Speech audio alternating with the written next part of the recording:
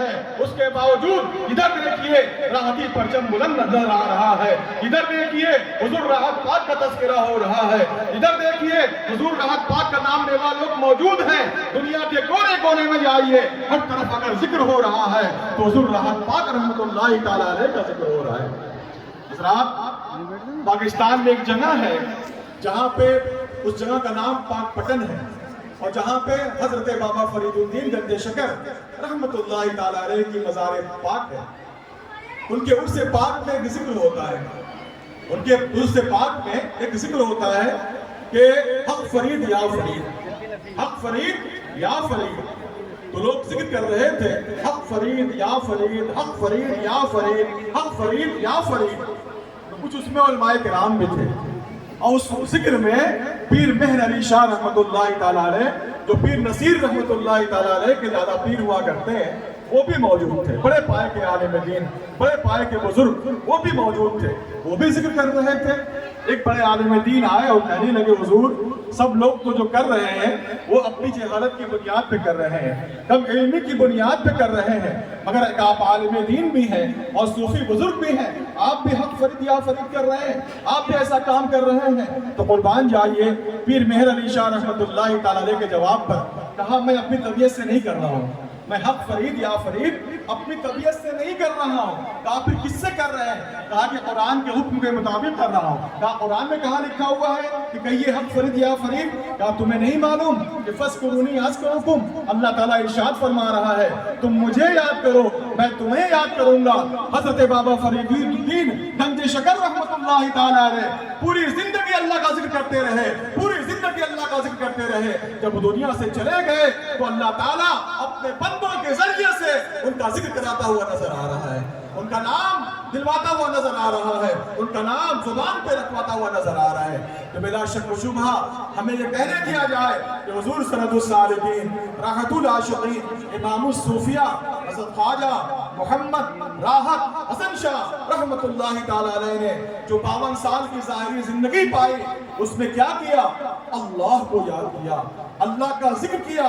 وہ آج پورے 50 سال آپ کو ہو گئے، دنیا سے رخصت ہوئے 50 سال پورے ہو گئے ہیں، مگر کوئی بھی ایسا شہر نہیں باقی ہے، کوئی بھی ایسا خطہ نہیں باقی ہے، کوئی بھی ایسا صوبہ نہیں باقی ہے جہاں ہر مہینے، ہر ہفتے، ہر دن حضور راحت پاک رحمت اللہ تعالیٰ علیہ کا ذکر نہ ہوتا ہو، ان کا ذکر نہ ہوتا ہو۔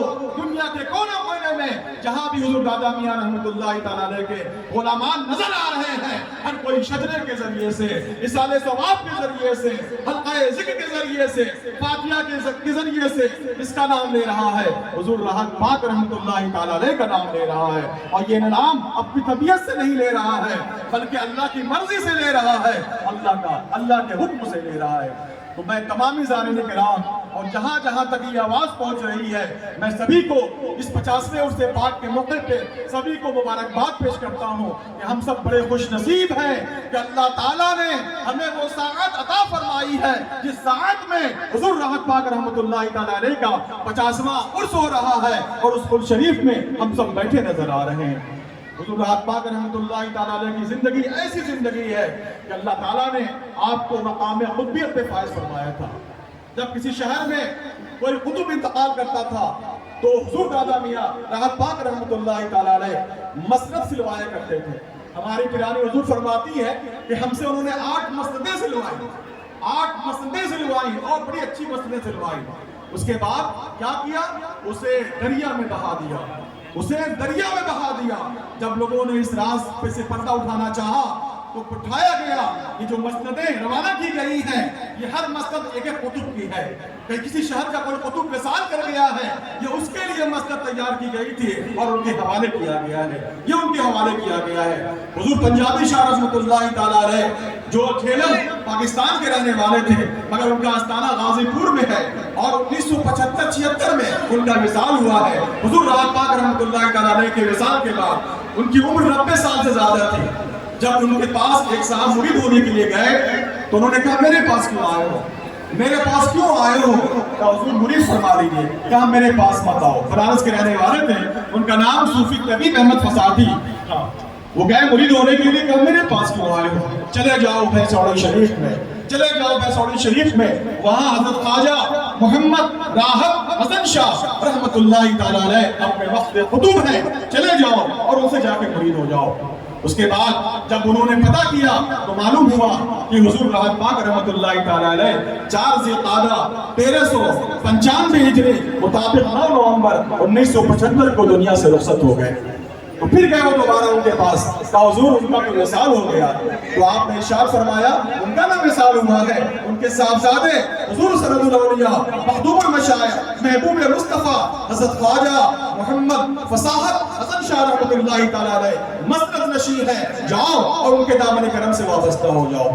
یہ حضور راحت پاک رحمۃ اللہ تعالیٰ علیہ کی شان ہے۔